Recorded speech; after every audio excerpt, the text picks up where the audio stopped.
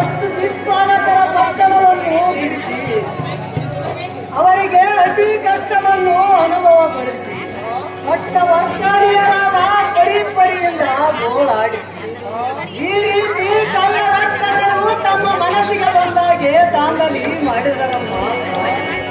ಆ ಕಳ್ಳರಾದ ಸುಂಬರಪ್ಪ ನಿನ್ನ ಶಿರಜಾಲದಿಂದ ಚೆಂಡಾಡಿ ನಮ್ಮ ಸ್ಥಳವನ್ನು ನಮಗೆ ಒಪ್ಪಿಸಮ್ಮ ತಾಯಿ.